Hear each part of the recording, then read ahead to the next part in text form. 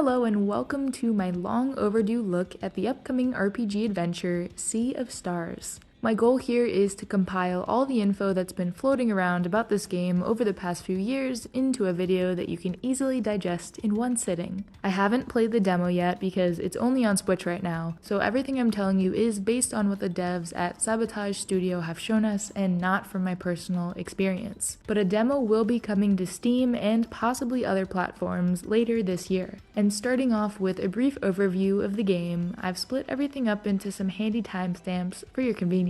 Sea of Stars is coming to PS4, PS5, Steam, and Switch later this year on August 29th. Coincidentally, this is exactly 5 years after the launch of the studio's first game called The Messenger. And this game is actually a prequel to The Messenger. It takes place in the same world and will help you learn more about the origin stories from their first game. But choosing to play one game before the other or only playing Sea of Stars won't cause you to miss out on anything, so don't worry. Sabotage Studio is currently in the final stretch of production, the beta, which means having all content completed and in the game. As they put it in a recent Steam update, the team's morale is soaring and everyone is doing well, save for the sting of grief creeping up with an occasional reminder that we will one day not be working on this dream project anymore. Back in 2020, Sea of Stars had an extremely successful Kickstarter campaign which raised over 1.5 million Canadian dollars. And I think so many people were drawn to the project because it aims to modernize the classic RPG while still hitting that sweet spot for nostalgia. Now let's take a look at the overarching story and world of the game. Sea of Stars is a turn-based RPG inspired by the classics. The story has been mostly kept a secret, but we do know the plot centers around two children of the solstice who can combine the powers of the sun and the moon to perform eclipse magic. This magic is the only force capable of fending off the monstrous creations of the evil alchemist known as the Fleshmancer. During the player's journey to defeat the bad guys, there will be a ton of things to do and places to explore. When traveling between different parts of the world, you'll be put into this world map view that shows your major points of interest and lets you take a break from enemy encounters. Players like me who like to go off the beaten path will find a ton of optional areas that hold upgrades, cool items, and side quests. If you find yourself traveling back and forth across the map more often than you'd like, there's also a fast travel option. These big rocky statues will pack you into a ball and throw your party across the world.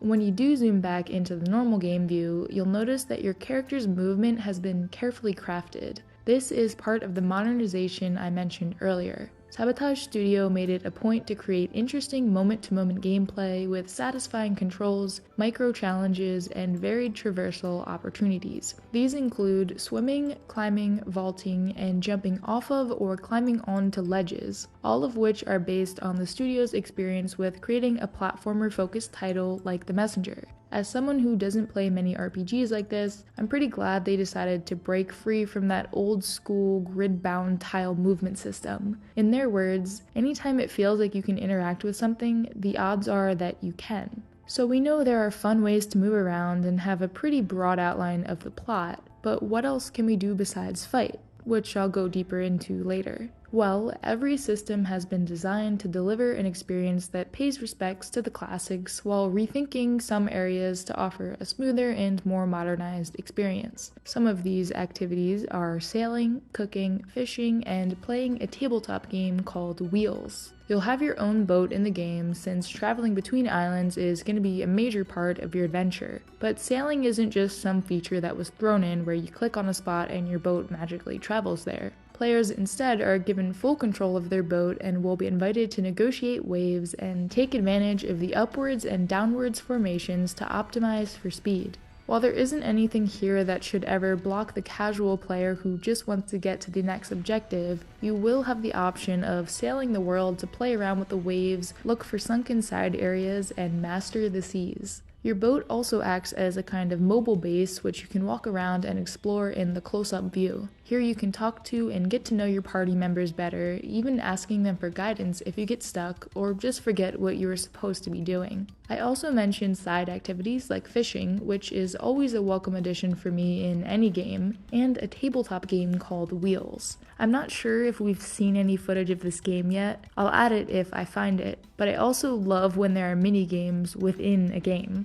Sea of Stars features 6 playable characters, 3 of which we've seen so far. Each person has their own backstory, skills, and synergies with the rest of the party. The game's website has a Compendium page, where all the characters and enemies that have been revealed so far are cataloged for your convenience. The idea with this compendium is that new enemies, NPCs, and bosses will be revealed after reaching certain social media milestones. So it's a win-win for everyone. We get to see more of the game before launch, and Sea of Stars gets more eyes on it. Let's take a look at the playable characters. First is Valir, or Valerie, I'm not sure, a lunar monk and solstice warrior. Her primary weapon is the moon staff, and her favorite food is peach strudel. A seer called the Elder Mist believes that one day she might be able to create paths on top of water. Zale is a solar blade dancer who was born on the summer solstice. He can be described as fiery, brave, and bold, wields a sword called the Sunblade, and loves tomato club sandwiches. Last is the warrior cook Garl. Unlike the previous characters, he doesn't have any special powers, but is a great cook and defensive fighter. The Elder Mist saw something peculiar in the stars about him. It seems his heart just might be warm enough to soothe a long-tormented soul.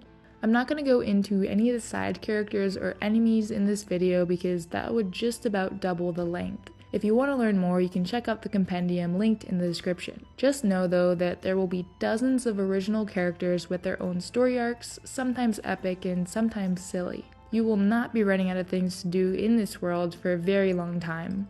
Switching over to combat, it is of course turn-based, but there won't be any random encounters and there won't be a separate battlefield. Combat here is simply initiated by physical contact with an enemy. The combat system relies mainly on strategy and skill rather than statistics, so there won't really be any grinding. Instead, your characters will level up naturally as the story progresses. There will be a lot of ways to take down opponents, and your options will differ based on the character synergies that you're currently working with. There's a timed hits mechanic, where precise player input will either increase damage done by your characters or mitigate incoming attacks. And when enemies are casting particularly strong spells, a lock icon will appear, which represents the damage type required to break it. For every broken lock, the spell's efficiency is reduced somewhat, and if you break all of them, then the enemy's action will be cancelled. This is called spell breaking, and can get quite tricky when you're facing multiple enemies that are all in different stages of casting a spell. In addition to spell breaking, we have boosting.